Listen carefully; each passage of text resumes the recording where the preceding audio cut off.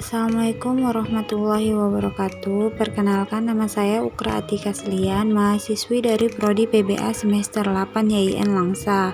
Podcast ini merupakan salah satu tugas KPM saya berbasis media sosial. Di podcast ini saya akan menceritakan pengalaman saya selama KPM di Desa Merandeh Daya dengan tema kegiatan Posyandu Balita dan Lansia. Rabu 20 Juli 2022, Desa Merandeh mengadakan Posyandu Balita. Sekitar 20 balita yang mengikuti acara Posyandu pada saat itu. Pelayanan kesehatan Posyandu ini dilakukan oleh dari dan untuk masyarakat dengan tujuan untuk meningkatkan kesehatan masyarakat, terutama untuk para ibu-ibu, bayi, dan khususnya untuk balita. Nah, mengenai tanggapan masyarakat terhadap adanya kegiatan Posyandu ini yang diadakan oleh pemerintah, mereka sangat merasa bahagia dan cukup antusias karena dari adanya Posyandu ini mereka merasa dirinya lebih diperdulikan oleh pemerintahan, karena di dalam Posyandu ini tidak hanya pelayanan kesehatan untuk balita saja, akan tetapi para ibu-ibunya juga dapat pelayanan kesehatan dari masa ibu hamil sampai masa nifas ibu selesai. Kemudian dari kegiatan Posyandu ini ada juga beberapa tantangan yang tidak boleh dilakukan. Contohnya misal dilakukan pemeriksaan terhadap salah satu balita.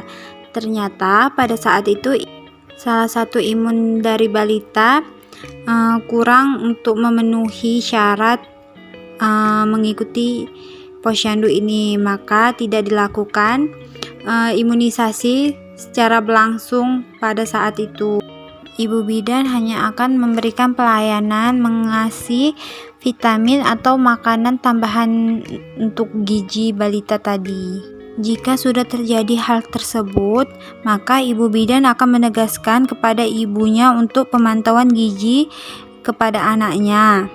Di dalam program Posyandu ini juga terdapat pemantauan gizi untuk balita, seperti ibunya akan memberikan makanan tambahan untuk memenuhi kebutuhan nutrisi balita tersebut, dengan memberikan vitamin A agar tidak menurunkan daya tubuh pada anak, agar tidak mudah terserang virus ataupun penyakit-penyakit yang tidak diinginkan.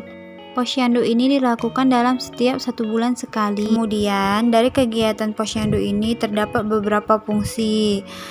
Salah satunya untuk sebagai wadah bertukar informasi antara ibu ke ibu yang lain dalam hal keluh kesah penyakit yang mereka rasakan. Selain itu, fungsinya juga untuk mengurangi tingkat kematian pada ibu dan bayi dan mendekatkan pelayanan kesehatan antara masyarakat untuk mewujudkan masyarakat yang sehat dalam setiap desa. Selanjutnya kita lanjut ke Posyandu Lansia.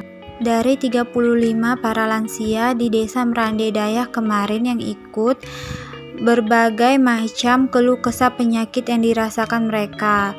Contohnya ada yang merasakan gatal-gatal, sakit perut, mata, pusing, dan tensi tinggi ataupun tensi rendah.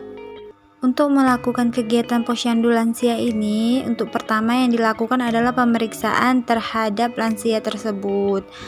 Selanjutnya, setelah selesai pemeriksaan, keluh kesah lansia akan dicatat di dalam KMS, yaitu Kartu Menuju Sehat.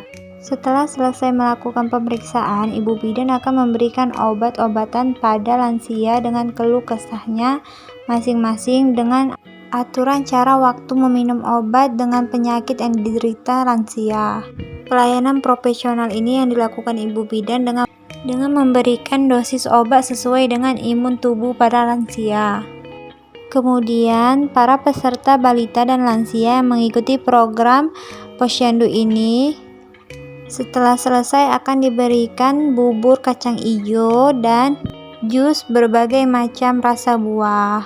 Bubur dan jus ini hasil dari partisipasi para ibu-ibu Desa Merandeh Daya. Mereka melakukan perkumpulan setiap sebulan sekali untuk membuat berbagai macam makanan yang akan dibagikan setelah selesai acara kegiatan Posyandu ini. Mungkin cukup sampai di sini podcast dari hasil kegiatan posyandu saya di Desa Merande Dayak. Lebih dan kurang saya mohon maaf. Assalamualaikum warahmatullahi wabarakatuh.